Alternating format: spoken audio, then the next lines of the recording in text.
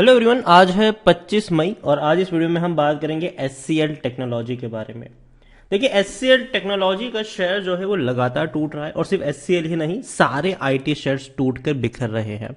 IT के साथ साथ बैंकिंग और फाइनेंशियल शेयर में भी गिरावट देखने को मिल रही है। ज्यादातर गिरावट वहां पर भी है और बाकी भैया पूरे बाजार में तो गिरावट देखने को मिल ही रही है, लेकिन ज्यादातर गिरावट जो है वो प्रेशर में जो सेक्टर है ज्यादातर वो आईटी सेक्टर है।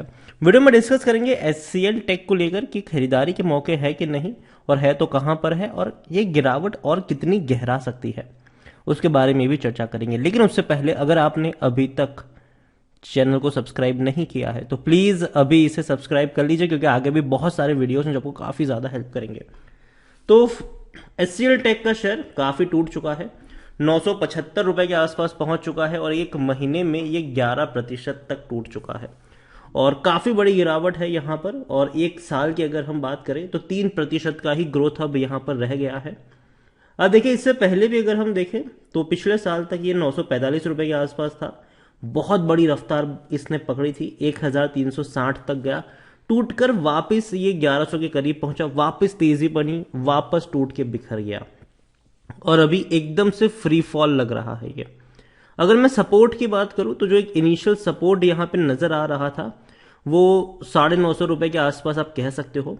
और कोविड के वक्त अगर हम देखें तो ये 400 रुपए तक भी टूट गया था, लेकिन अगर देखा जाए तो रफ्तार तो डेफिनेटली यहां पर हमें देखने को मिली है और कोविड के बाद मार्केट ने बहुत बड़ी तेजी पकड़ी थी और अभी करेक्शन का माहौल चल रहा है। कह सकते हो कि बहुत सारी सिचुएशन है जो इसको तोड़ रही है। इन्फ्लेशन जो खास करके देखने को मिल रहा है, इंडिया के साथ साथ यूएस में भी इन्फ्लेशन काफी तेजी से बढ़ रहा है और ऐसे में आईटी कंपनियों के ऊपर प्रेशर इसीलिए भी बन रहा है क्योंकि अगर यूएस से भी एक बहुत बड़ा रेवेन्यू आईटी कंपनियों का निकलता है, आईटी कंपनियों का ज्यादातर रेवेन्यू यूएस से ही है, इंडिया से बाहर से ही आता है, और अगर वहां पर प्रेशर बनेगा तो जाहिर सी बात है इनके रेवेन्यू के ऊपर भी असर पड़ सकता है और मार्जिन भी इनके ऑलरेडी कम हो रहे हैं।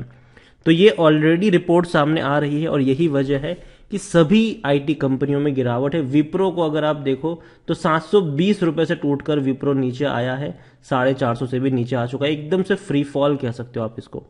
इन्फोसिस में भी यही चीज देखने को मिल रही है। इन्फोसिस भी देखे तो 2000 के करीब पहुंच गया था, अब टूट के एक झटके में ये बिखर रहा है और एक साल के लो के आसपास पहुंच चुका है।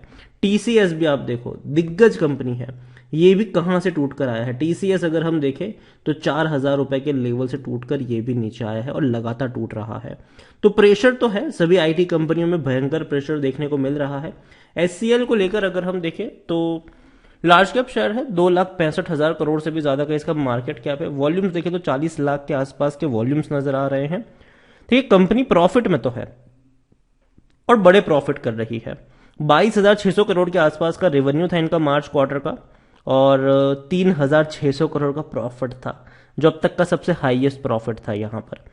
लेकिन देखो, प्रॉब्लम यह है कि अभी जिस तरीके से इकोनॉमिकल स्लोडाउन देखने को मिल रहा है और जिस तरीके से मार्जिन के ऊपर प्रेशर बन रहा है, जिस तरीके से हाल फिलहाल में इन्फ्लेशन बढ़ रहा है, उससे ये अंदाजा लगाया जा रहा है कि अभी जो क्वार्टर है जो अभी चल रहा है उसमें डेफिनेटली आईटी कंपनियों के ऊपर प्रॉफिट और मार्जिन पर असर पड़ेंगे। तो जो नेक्स्ट क्वार्टर के नतीजे हैं उस पर जो इफेक्ट है वो आपको देखने को मिल सकता है। आने वाले जो 2 क्वार्टर्स है वो आईटी कंपनियों के लिए शायद थोड़े से प्रेशर वाले देखने को मिल सकते हैं, शुरुआती जो 2 क्वार्टर है उसको लेकर।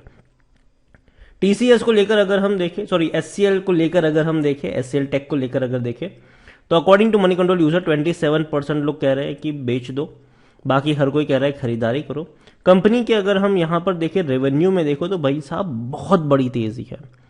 2018 में जो रेवेन्यू 50,000 करोड़ था वो 2021 में 75,000 करोड़ तक पहुंच गया और 2022 फाइनेंशियल ईयर में 85,000 करोड़ से भी ज्यादा का रेवेन्यू, मतलब बहुत बड़ा रेवेन्यू था ये, अब तक का सबसे हाईएस्ट रेवेन्यू।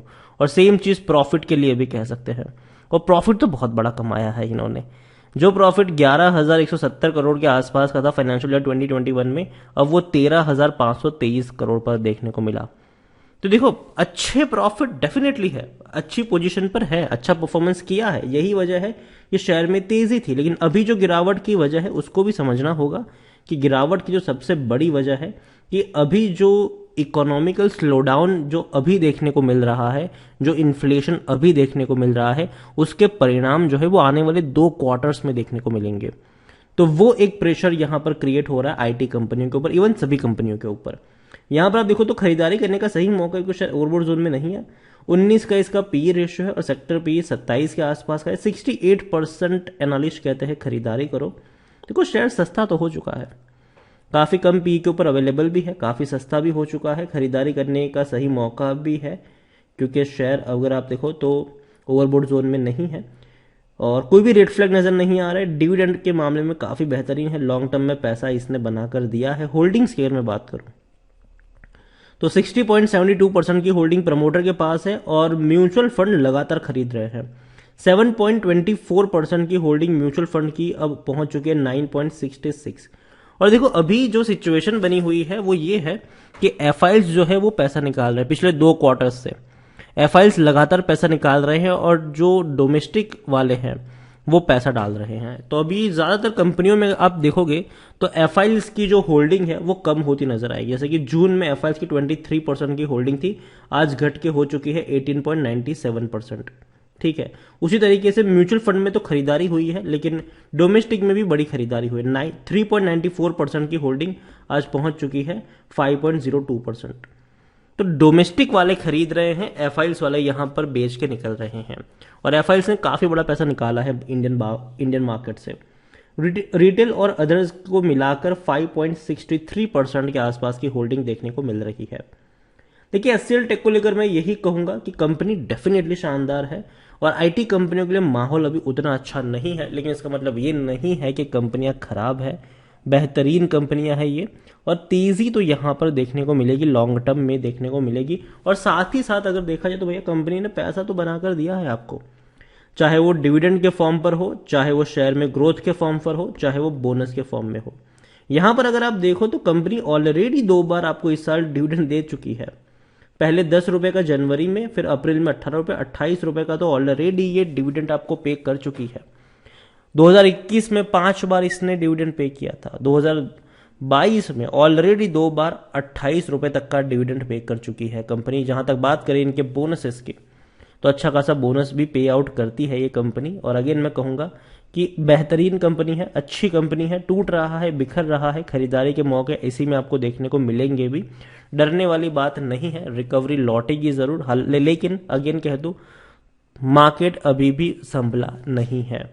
तो ये मत सोचिए कि भैया अभी के भी सारा पैसा डाल दें, लेकिन हाँ अच्छी कंपनियों को अपने रडार में रखो और धीरे धीरे खरीदारी का मन अगर चाहे तो वहां पर बना सकते हो, लेकिन लॉन्ग टर्म का नजरिया रखिएगा और अच्छी कंपनियों को चुनिएगा लॉन्ग टर्म के लिए। वीडियो को यहीं पे एंड करूंगा। पसंद आया हो तो लाइक करें, शेयर करें। चैनल पर अगर पहली बार आए हैं तो प्लीज सब्सक्राइब करें और एचसीएल टेक के बारे में आप क्या सोचते हैं वो भी आप मुझे कमेंट में लिखकर बता सकते हैं। Thank you.